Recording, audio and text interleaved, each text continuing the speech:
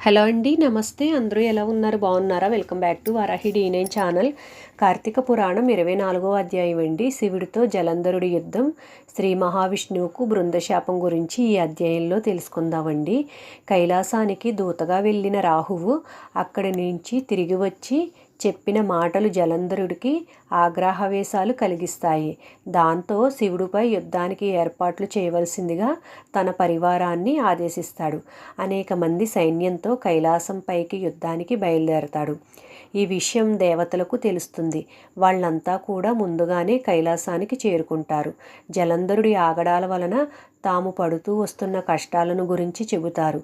లోక కళ్యాణం కోసం జలంధరుని సంహరించవలసిందిగా కోరతారు.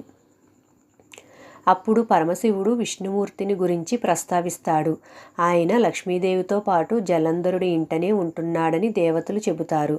దాంతో ఆయన విష్ణుమూర్తిని తలుచుకుంటాడు. క్షణాల్లో అక్కడ విష్ణుమూర్తి ప్రత్యక్షమవుతాడు. ఆయన ధోరణి పట్ల పరమశివుడు ఆశ్చర్యాన్ని వ్యక్తం చేస్తాడు.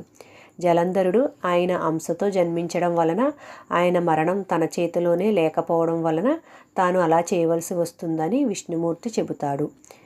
శివతేజస్సుతో మాత్రమే జలంధరుని సంహారం జరుగుతుందని శ్రీ మహావిష్ణువు చెబుతాడు.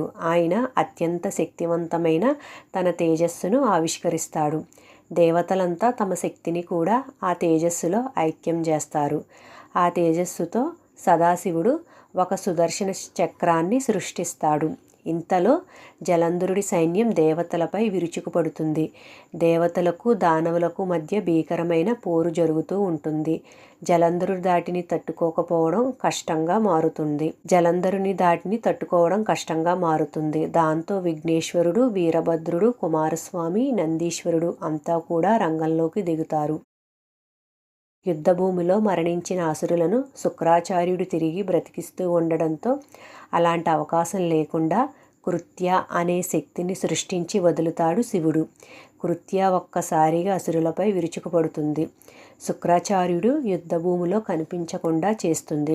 జలంధరుని కట్టడి చేయడానికి ప్రయత్నించిన వీరభద్రుడు ఆయన చేతిలో స్పృహ కోల్పోతాడు. దాంతో ఇక సాక్షాత్తు సదాశివుడే రంగంలోకి దిగవలసి వస్తుంది. జలంధరుడి భార్య బృంద పాతివ్రత్యం కారణంగానే ఆయనను ఎవరూ ఎదిరించలేకపోతున్నారనే విషయాన్ని గ్రహించిన విష్ణుమూర్తి తరుణోపాయాన్ని ఆలోచిస్తాడు. జలంధరుడు యుద్ధానికి వెళ్ళడం వలన ఆయన భార్య బృంద ఆయన క్షేమాన్ని కోరుతూ ఉంటుంది. ఆయన ఎలా ఉన్నాడనే విషయం చెప్పమంటూ ఒక మహర్షిని అడుగుతుంది. అప్పుడు ఆ మహర్షి పిలవగానే కొన్ని కోతులు అక్కడికి వచ్చాయి. అవి ఏం చెయ్యాలనేది ఆ మహర్షి సూచిస్తాడు. ఆకాశంలో ఎగిరిన ఆ కోతులు కొంతసేపటికి తిరిగి వస్తాయి. ఆ కోతుల చేతుల్లో జలంధరుడి తెగిపడిన అవయవాలు ఉండడం చూసి బృంద కన్నీళ్ల పర్యవంతం అవుతుంది. తన భర్తను బ్రతికించమని కోరుతుంది. శివుడితో వైర్యం పెట్టుకుంటే ఇలాగే ఉంటుందంటూ ఆ మహర్షి చెబుతాడు. అయినా ఆమె బాధను చూడలేక ఆయనను బ్రతికిస్తానని చెప్పి అదృశ్యమవుతాడు. తెగిపడిన అవయవాలను కలుపుకుంటూ జలంధరుడు ఈ లోకంలోకి వస్తాడు. అందుకు బృంద ఎంతగానో ఆనందిస్తూ భర్తను హత్తుకుపోతుంది.